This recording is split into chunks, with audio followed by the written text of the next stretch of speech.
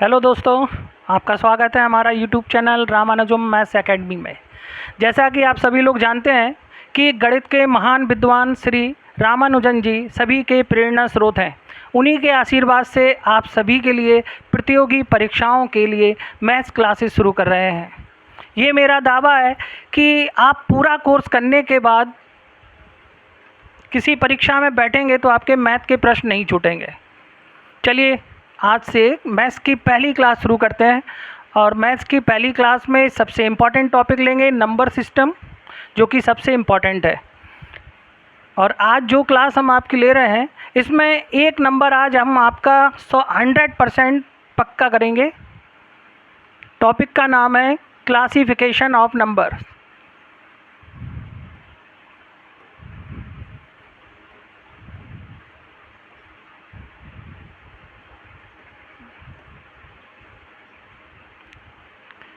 यानी कि संख्याओं का वर्गीकरण।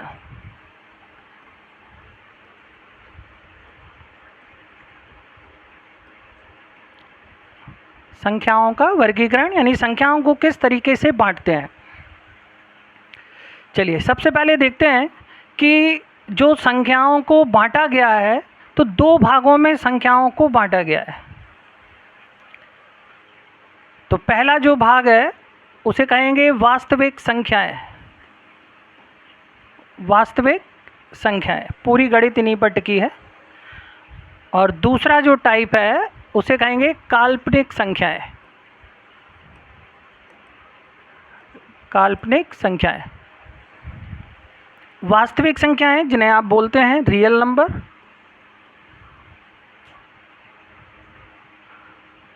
काल्पनिक यानी कि इमेजिनरी नंबर।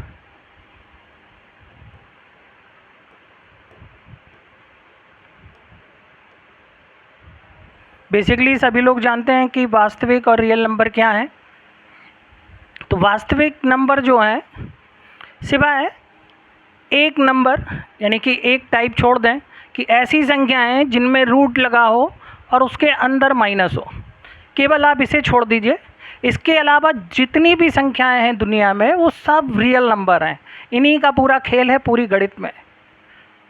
तो जो रियल नंबर हैं, जैसे कोई नंबर भिन्न में है 1/2 है, या माइनस में कोई नंबर लिखा हुआ है 0 है, कोई नंबर इस तरह से दिया जाए, मान लीजिए कोई नंबर इस तरह से है कि दशमलव के बाद उसका जो डिजिट है वो रिपीट हो रहा, इस तरीके से कोई नंबर है।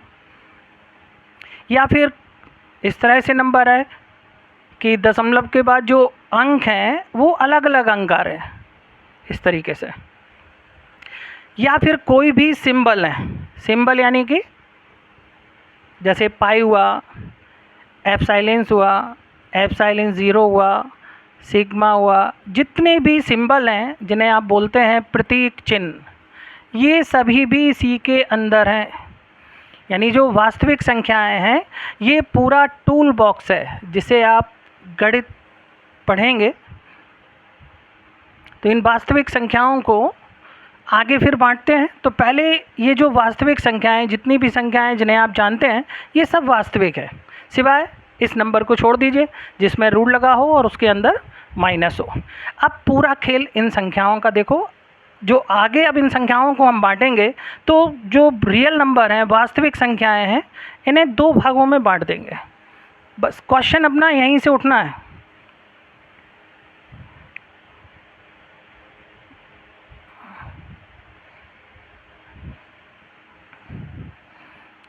तो जो रियल नंबर थे, वास्तविक संख्याएं, इन्हें दो भागों में बांटेंगे।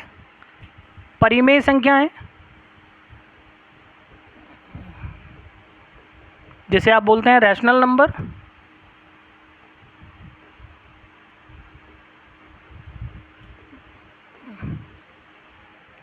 अपरिमेय संख्याएं,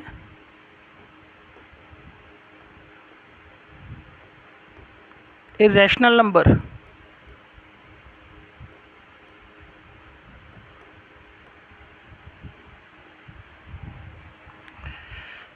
इनके बारे में ये समझना है हमें।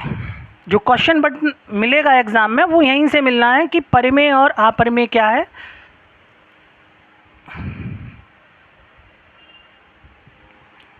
देखें, रेलवे एनटीपीसी का जो आगे अभी एग्ज़ाम है, एक क्वेश्चन यहाँ से 100% आना है, बिल्कुल 100% मान के चलिए कि एक क्वेश्चन आपको यहाँ से मिलना है परिमेय और अपरिमेय से। पिछले वर्षों के एग्ज़ाम जो पेपर हैं उनमें हर सेट में एक क्वेश्चन आपको यहाँ से मिलेगा। ठीक है, परिमेय संख्याएं बहुत आसान टॉपिक है, पहले भी छोटी क्लासों में आप लोग पढ़ चुके हैं।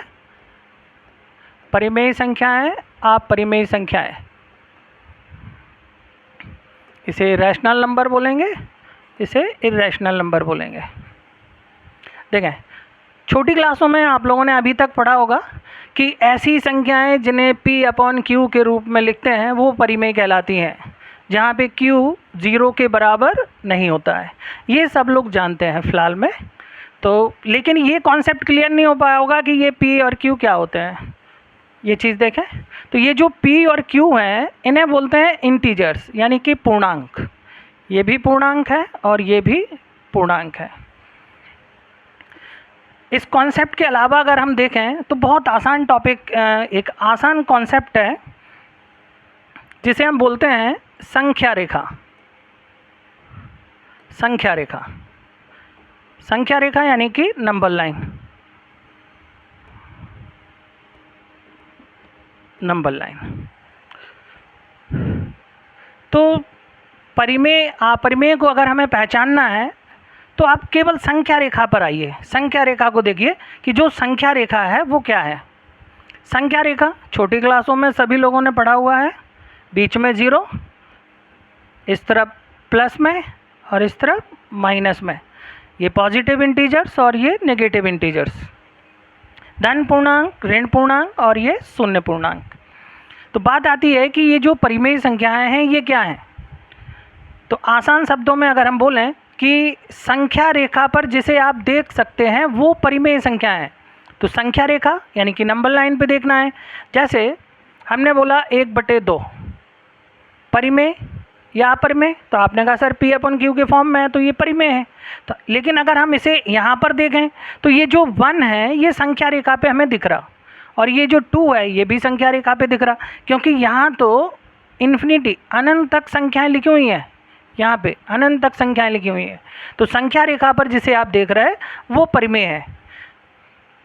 जैसे -2/5, -2 ये दिख रहा, 3 जो है आगे दिखेगा, यानी कि ये भी रैशनल नंबर है। जैसे हमने कहा 0 क्या है, 0 आसान है, सामने दिख रहा, यानी संख्या रेखा पे जो दिख रहा वो परिमेय है। अगर हम इसे P/Q के रूप में लिखें तो ये क्या बन गया, परिमेय। यानी कि जो 0 है इसे भी आप क्या कहेंगे, परिमेय।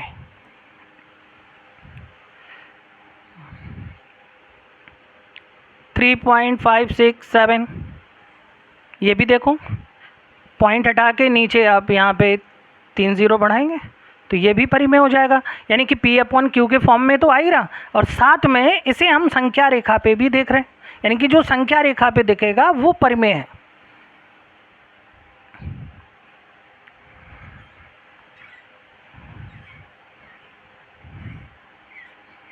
देखें,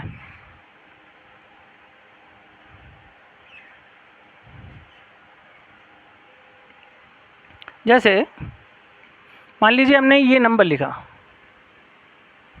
2.3 के ऊपर बार, तो इसे बोलते हैं आवर्ती भिन्न।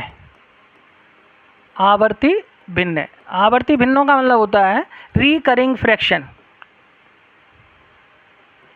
रिकरिंग फ्रैक्शन यानी आवर्ती भिन्न।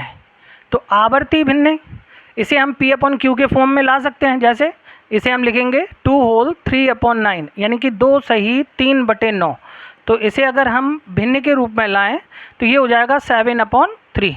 तो ये देखो रैशनल नंबर हो गया, क्योंकि ये जो 7 है वो भी आपको यहाँ दिख रहा और जो 3 है वो भी यहाँ पे आपको दिखेगा, यानी कि संख्या रेखा पे जो दिखेगा वो परिमेय है।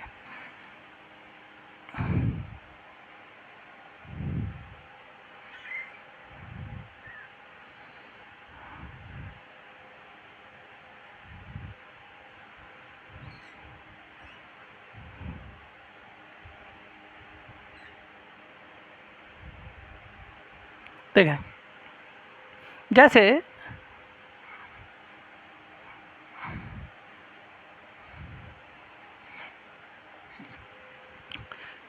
√2। अब जो रूट है, ऐसी संख्याएं जिनका वर्गमूल नहीं निकले, जैसे √2 है, √3 है, √5 है, ऐसी संख्याएं जिनका रूट नहीं निकल रहा, तो इन्हें आप बोलेंगे अपरिमेय, क्योंकि ये संख्या रेखा पे नहीं दिख रही और संख्या रेखा पर रूट वाली संख्या नहीं दिखेगी। अब ऐसी संख्याएं जिनका वर्गमूल निकलता है, जैसे √25 है, √36 है, इनके वर्गमूल निकलते हैं, तो ये परिमेय है, यानी कि रैशनल नंबर है, ये इर्रेशनल नंबर है। सबसे इम्पोर्टेंट पाई। पाई जो है ये सिंबल है, जिसे बोलते हैं प्रतीक चिन्ह। पाई जो है सिंबल है, यानी कि प्रतीक चिन्ह है।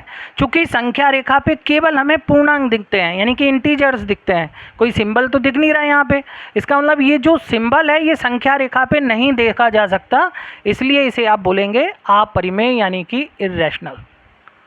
लेकिन अब आपके मन में आ रहा होगा, सर ये तो जो पाई है उसका मान है 22/7, तो भैया जो 22/7 है ये परिमेय है। क्यों?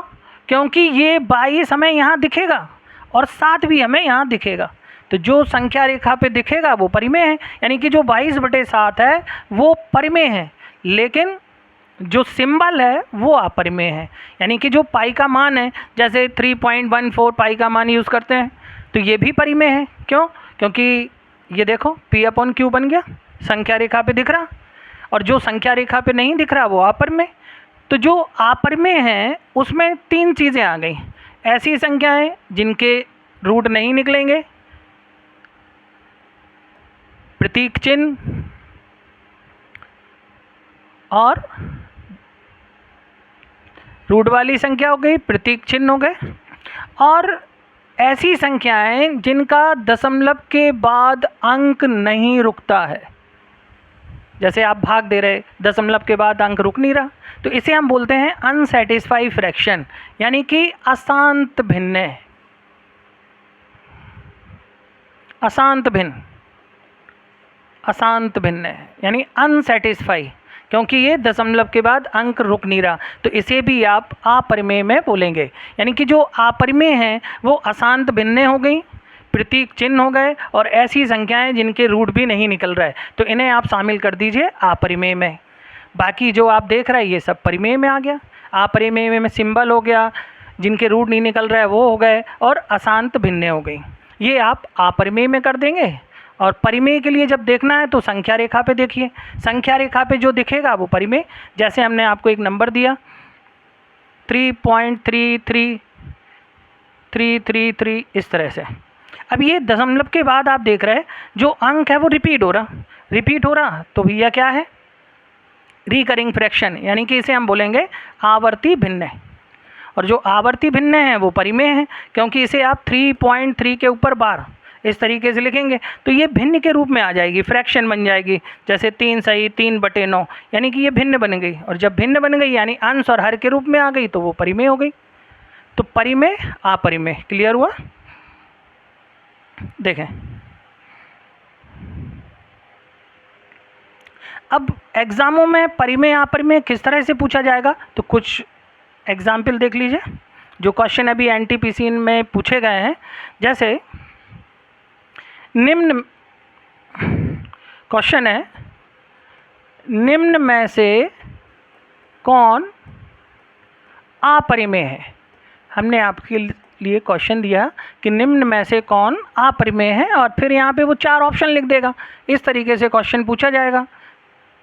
तो निम्न में से कौन अपरिमेय है, तो 0 लिख दिया एक ऑप्शन में, पाई लिख दिया, -1/5 लिख दिया, 2.5666 इस तरह से लिख दिया। तो क्या होगा इनमें से?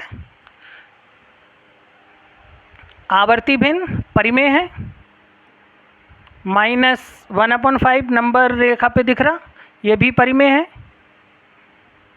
ये भी परिमेय है क्योंकि ये भी नंबर लाइन पे दिख रहा, ये सिंबल है तो ये अपरिमेय है।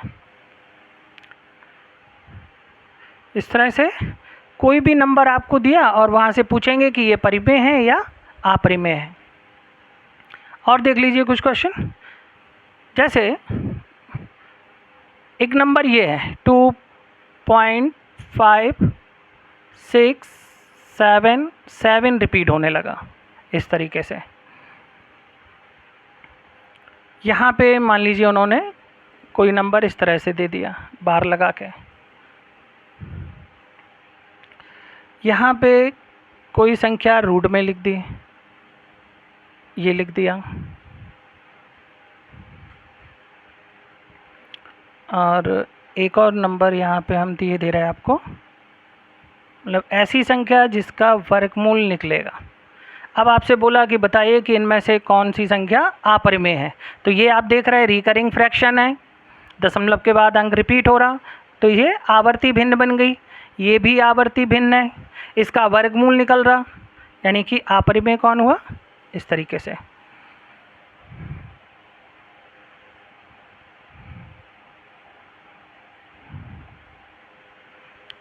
देखिए, तो परिमेय अपरिमेय में इस तरह से क्वेश्चन एग्जाम में बनेंगे और यहाँ से बिल्कुल पक्का है कि क्वेश्चन आने ही है। तो परिमेय अपरिमेय के बाद अब अपन अगला जो देखेंगे वो है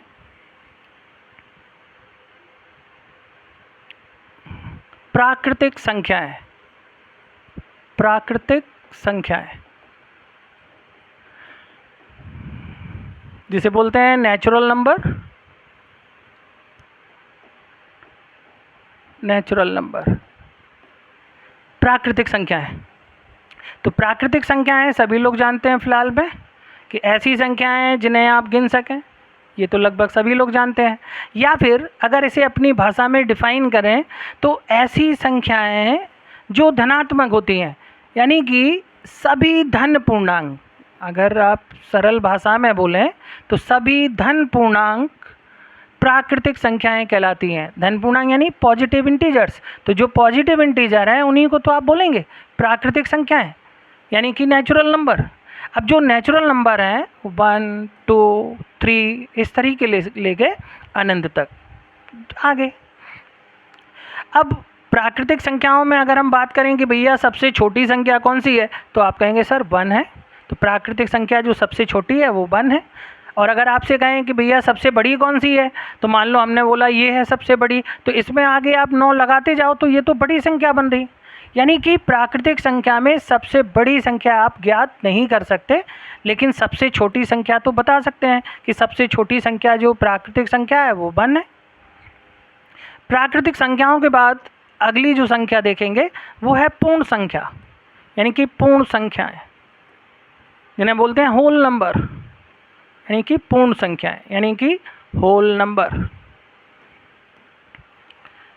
होल नंबर यानी कि पूर्ण संख्याएं। तो जो प्राकृतिक संख्याएं हैं इनमें अगर हम 0 को शामिल कर लें, प्राकृतिक संख्याओं के साथ अगर हम 0 को भी शामिल कर लें तो इनका जो नाम है वो क्या बन जाएगा, पूर्ण संख्याएं, यानी कि होल नंबर की अब भैया पूरी हो गई, यानी कि 0 भी इसमें शामिल हो गया।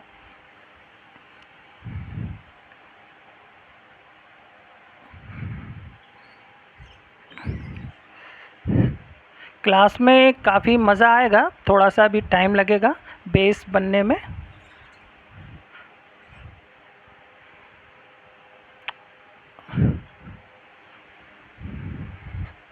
देखें, अब यहाँ से सबसे इम्पोर्टेंट चीज़ें निकलती हैं। प्राकृतिक संख्याओं के प्रकार, प्राकृतिक संख्याओं के प्रकार, प्रकार यानी काइंड, उसके कितने टाइप हैं। प्राकृतिक संख्याओं के प्रकार सबसे इम्पॉर्टेंट। यहाँ से क्या है, जो थ्योरी के क्वेश्चन अपन लोग सॉल्व करेंगे तो यहाँ ज़रूरत पड़ेगी कि संख्याओं के बारे में आपको पता हो। तो प्राकृतिक संख्याओं के प्रकार में सबसे पहले टाइप जो है वो हम देखेंगे कि भैया इन्हें किस आधार पे बांटना है। तो प्राकृतिक संख्याओं को बांटने के जो बेस हैं, यानी कि जो आधार हैं, वो किस आधार पे से बांटेंगे। तो प्राकृतिक संख्याओं को बांटने के जो आधार हैं, जो बेस हैं, वो 2 बेस हैं। एक तो होता है भाजकता यानी भाज्यता, जिसे आप डिविजिबिलिटी बोलते हैं, और एक होता है गुणनखंड यानी कि फैक्टर, यानी गुणनखंड के आधार पर, यानी कि फैक्टर के आधार पर। तो प्राकृतिक संख्याओं को डिविजिबिलिटी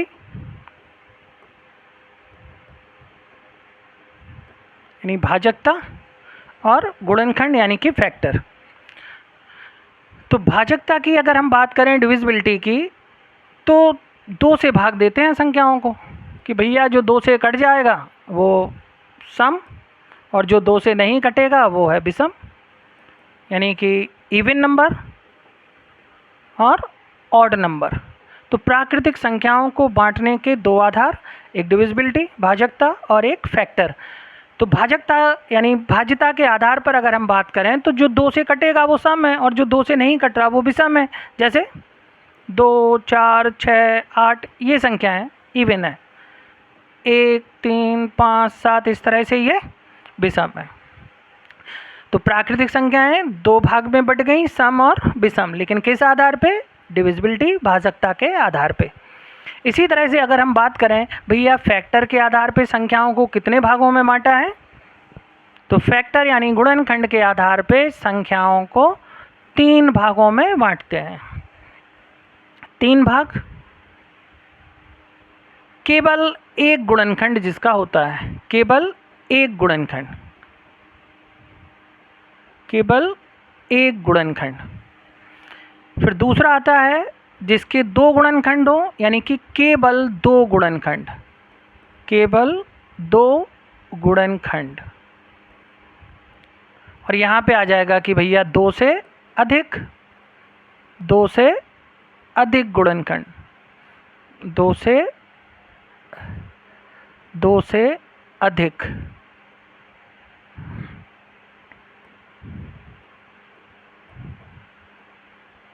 थोड़ा टाइम लगेगा भाई बोर्ड पे सेट होने में, चूँकि पहली क्लास है तो बोर्ड का कम यूज़ किया, अभी ऑफलाइन पढ़ा रहे,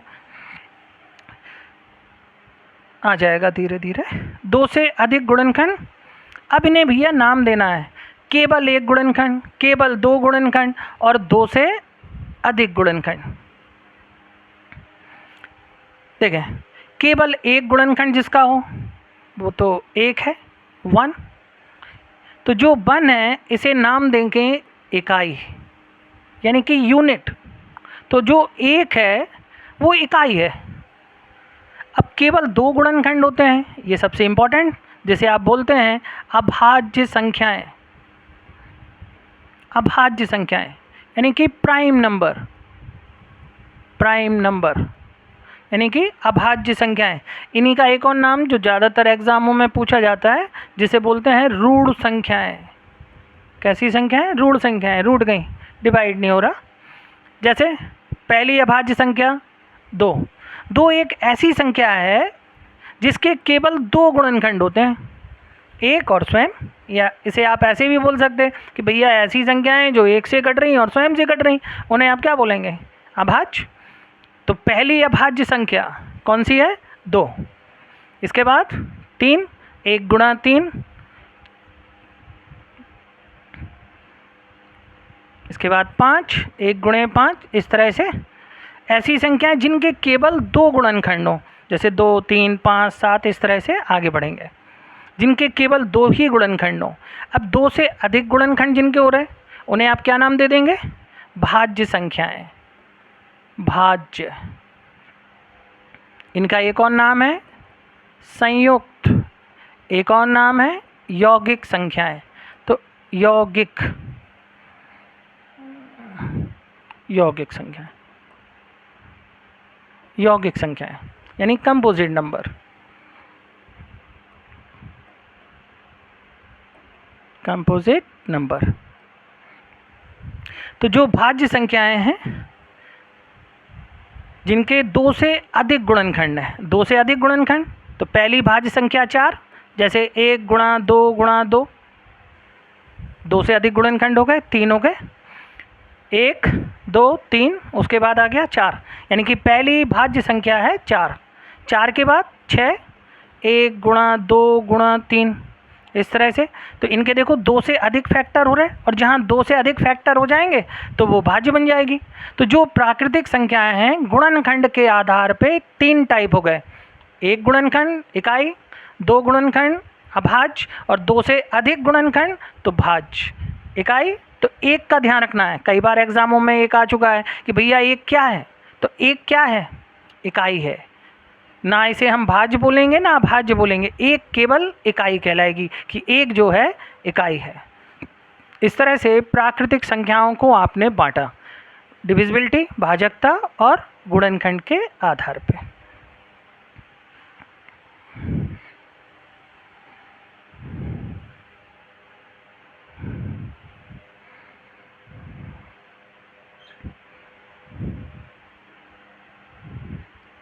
देखें, प्राकृतिक संख्याओं के बाद अगर अब हम बात करें तो अगला नंबर आएगा सहभाज्य संख्याएं। सहअभाज्य संख्याएं, सहभाज्य संख्याओं को बोलते हैं को प्राइम नंबर।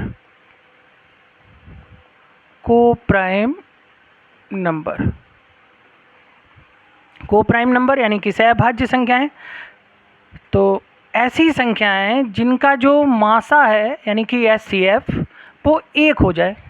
तो ऐसी संख्याएं जिनका मासा 1 है तो उसे हम सहभाज्य बोलेंगे। जैसे 2, 3 क्या है, सहभाज्य है।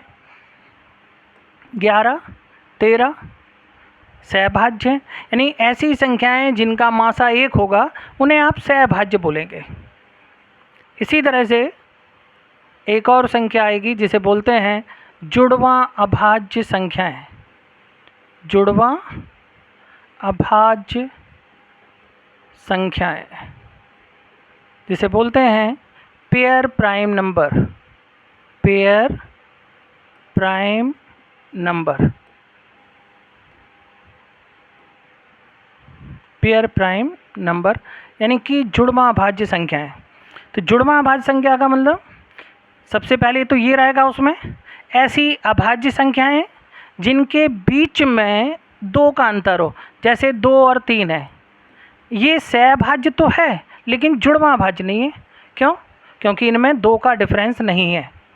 जैसे 11, 13, 11, 13 तो ये सहभाज्य भी है और साथ में जुड़वां अभाज्य भी है, क्योंकि इनके बीच में जो अंतर है वो 2 का है। यानी कि जो इनके बीच में अंतर है, डिफरेंस, वो कितने का है, 2 का। जैसे 29, 31 ये भी क्या है, जुड़वां अभाज्य हैं, क्योंकि इनके बीच में भी 2 का अंतर है। तो ये हुई आपकी जुड़वां अभाज्य संख्याएं जिन्हें बोलते हैं पेयर प्राइम नंबर, यानी अभाज्य संख्या भी है और उनके बीच में अंतर 2 का हो। और सहभाज्य में क्या होगा, ऐसी संख्याएं जिनका मासा 1 है उसे आप कहेंगे सहभाज्य यानी कि को प्राइम नंबर।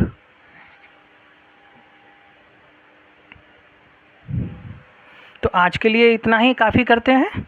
इसके आगे कल इसका सेकंड पार्ट जो आगे लेंगे क्लासिफिकेशन का, तो उसमें हम आपको क्वेश्चन भी कराएंगे और साथ में इसके आगे और ले लेंगे। चलिए, थैंक यू।